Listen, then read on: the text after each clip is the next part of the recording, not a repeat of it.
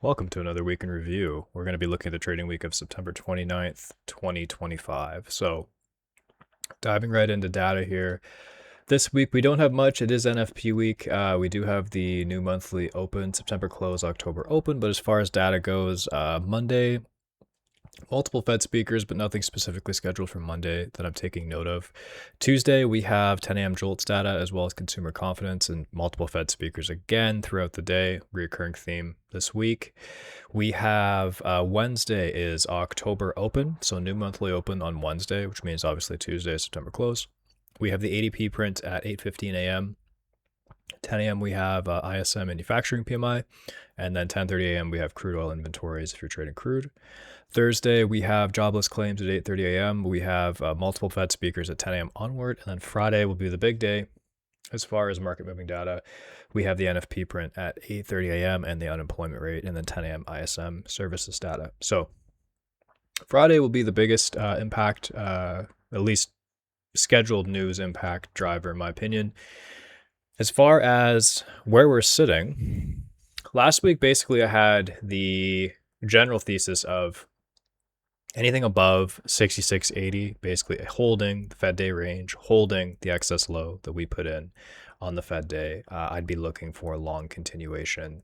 And we did get it on Monday. We got a really nice trend day up on Monday. I was able to catch a good amount of points on Monday on this trend extension up. And then Tuesday, we had a fairly mechanical sell start. And this went deeper than I expected, for sure. I ended up Tuesday. I ended up doing, I think it was Tuesday or Wednesday, but one of these days, I think it was Tuesday. I took a pretty nasty loss, looking for continuation, basically from around these highs into 6700s. And then basically from there on forth, we had kind of a mechanical sell down into what we set as the low at 6620s again, but again, defending the FOMC low. And we had a weekly close above 6680s. So where I sit, at least at this point in time, nothing has really changed for me, even with this mechanical sell that we had. I think the one thing that I'm paying attention to this week is the fact that we have basically three separate instances of unfinished auction. So we have these three terrible highs all the way down, basically, that should in theory be revisited. And I think obviously my general stance with the weekly close back over 6680s, which is going to be my primary pivot this week, is that I do think that these should be revisited. I do think these should be cleaned up. And I think this all-time high at 6756s should still be cleaned up. So the biggest reasons I'm not really looking for a larger sell, and I wasn't really looking for a larger sell last week. And again, that was wrong. We did correct. We did have three nice down days, and I didn't catch anywhere near enough points to the downside on this move back down. But the big thing for me and why I'm not really looking for a larger correction still is the fact that we found a bid inside of the Fed day range and we closed outside of it on a weekly basis. The big thing that I look at in this instance is that absence of initiative buying, the ladder was very stacked the entire way down on the bid side, but really lacked on initiative buyers. And in my opinion, at least looking at this and looking at the way that we sold last week, an absence of initiative buying is not the presence of a strong seller. And that's kind of how I saw last week. I didn't really see until Thursday into the lows. I didn't really see aggressive selling, and maybe that's wrong, but that's at least how I interpreted it.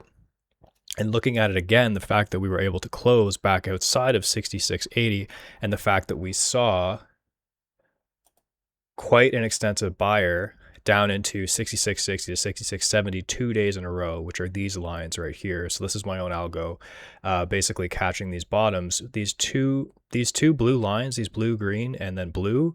Again, this is a big shift in the tape. These catch big shifts in the tape. There was a very large market buyer that started to come into those lows and lift us right back up. And again, actually filled in again at 6680s later on. So my general thesis, at least now, looking at how we closed the week last week, general thesis is going to be the same. 6680 from a higher time frame perspective is going to be critical for me.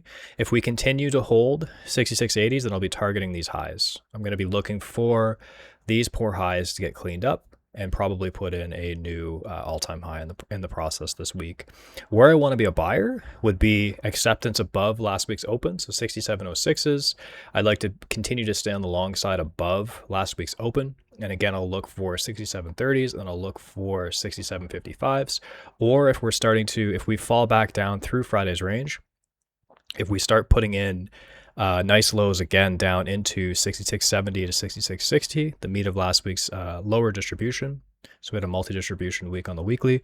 If we start putting in nice lows into 70 to 60 into last week's POC, again, I'm going to be looking for those long rotations back up.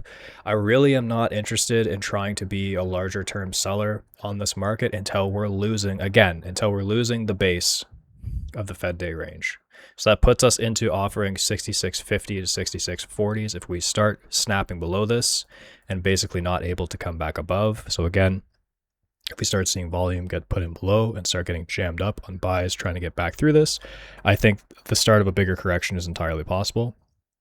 And the first downside target I'd be looking for would be the FOMC day low at 6611s, which is also current daily balance lows, as well as the 20-day moving average on ES, not on the cash index, down into 6600s. So if we drop below 50 to 40 and we can't get back above, then I think natural targets will be 10s and then 6600s and potentially all the way back down into the large multi-week balance range we had at 6540s. This is only really where I'd want to be a seller. This is only really where I wanted to be a seller last week too. I wasn't looking for this big puke down, and it did catch me off guard for sure. It caught me off guard on the first day on Tuesday, and then the extension further down, I just didn't play it well, unfortunately. I didn't get run over or anything later in the week. I did take the loss on Tuesday, but as far as the remainder of the week, I actually did quite well. But again, this went deeper than I would have thought, faster than I would have thought. So that'll be the big thing for me, 6680 to 6670. I think a lot of people are looking at that too, just looking online. I've been talking about this since the Fed day. I think it's a simple pivot to use. And I think as far as, where my, stance shifts, it is going to be when or if we lose the FOMC day excess low. That's how I look at that. Thursday is going to be basically, NASDAQ is going to be basically the exact same thing. And again, we found a large market buyer into 470s and then again into 540s on Friday. So really, I don't have a reason to try and fade this. It also outperformed the S&P 500. And again, we didn't even test the base of the excess low from the Fed day. We did obviously have this mechanical sell-off, but we have the exact same problem on the NASDAQ. We have these multiple poor daily highs. And again, if we're starting to put in a decent low down into basically Friday's POC, weekly POC at 620 to basically 600, if we start putting in a decent low down here or potentially down into 550s, I want to look for those long rotations back up to clean up these highs and put in a new all-time high. That stance shifts again if we start losing down into the excess that we put in last week at 470.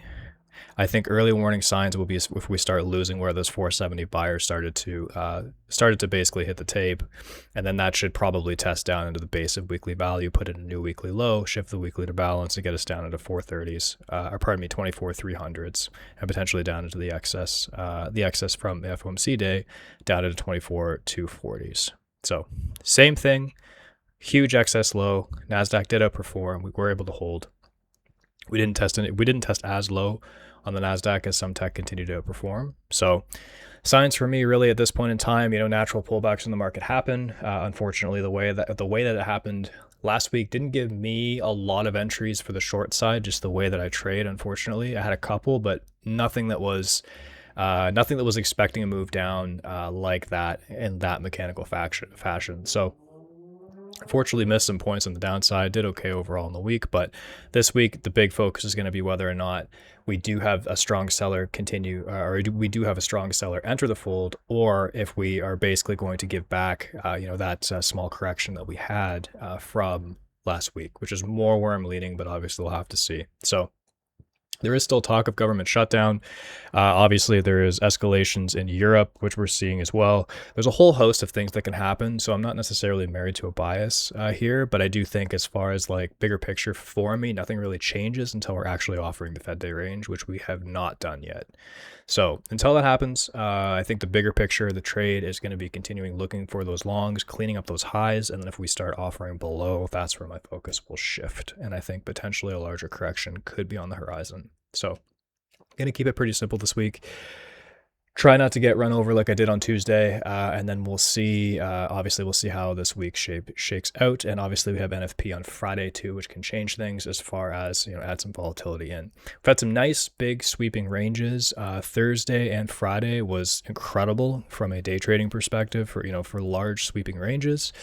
If we continue to do this, I'm not going to complain for sure. So primary thing for me is day trading. So anytime we're having elevated ranges like this, I'll take it all day long because it gives some really nice opportunities both directions. And I think the other thing too, being a day trader, having the ability to go both ways on this and not being married to a position as well is also important. So big picture for me is obviously different from the smaller picture of intraday trades and intraday rotations. But as far as where the larger opportunities will reside, I'll usually try and look at the bigger picture for that from that perspective. So we'll have to see. Hopefully this week goes well. If you like this video, please like the video. Subscribe to the channel if you haven't. If you have any questions, please put them in the comments. I appreciate your time. Thanks very much.